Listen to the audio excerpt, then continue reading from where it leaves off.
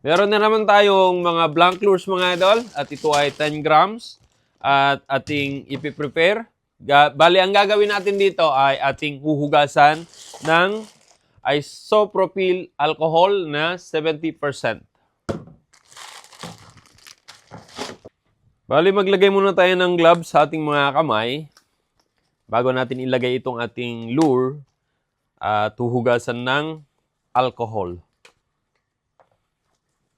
At meron din tayo rito, strainer, para dito natin i-drain yung mahugasang lure.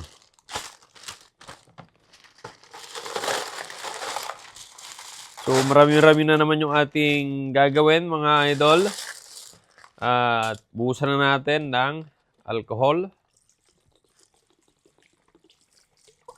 Ang purpose nito ay para matanggal yung mga ibang dumi at kung mayroon mang grasa or oil na nakalagay dito sa ating lure ay matanggal at kung may mga germs, bacteria or fungal sa ating lure ay madedo or malinisan ng todo.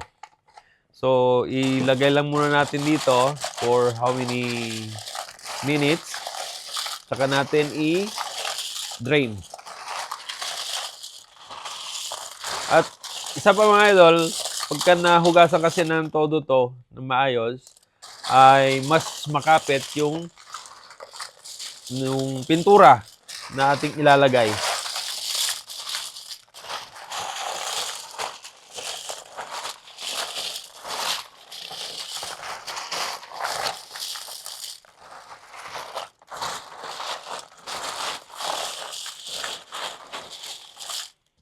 Kaya alcohol yung ginamit ko dito para mas mabilis yung pag-evaporate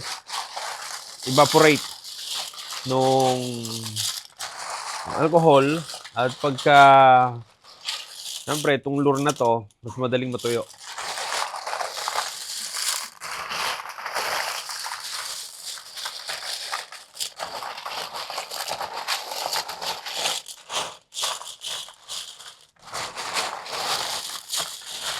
Iwan muna natin dyan at balikan natin mamaya-maya ng konti.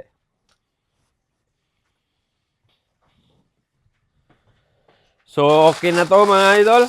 Lalagyan na natin dito sa ating strainer. Pero bago yan, ay ating munang punasan na mabuti itong ating strainer. Lagyan din natin alcohol para paglalagyan natin or yung paglilipatan natin ay safe din.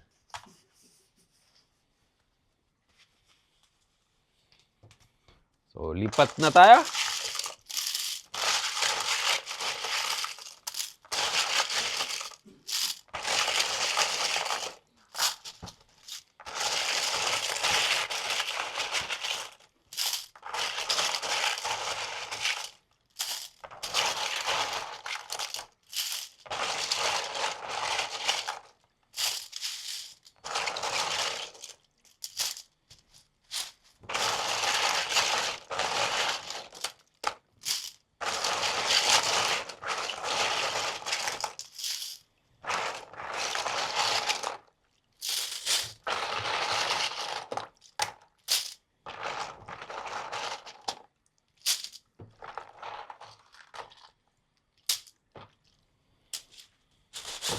So, ayan. Papatuyo lang natin to ng todo. At itong alcohol na nandito, tignan nyo mga idol, marumi. Mga natanggal na. Pero para hindi masayang itong alcohol na to, ay ibabalik natin. Para magamit natin sa susunod na naman na hugasin. O kaya pang linis na tayo natin ng ating mga kamay. Panghugas-hugas na to. So, yung mga ibang dumi, hindi ko na nilagay. Ayan o. Katapos mahugasan. Pero magagamit pa natin to. Pang disinfect. O kaya pang punas-punas natin sa mga ibang gamit natin.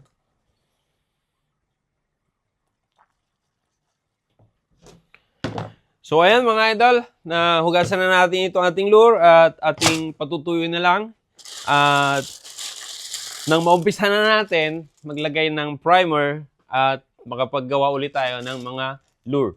Yun lang mga idol. Thank you so much and happy fishing. God bless.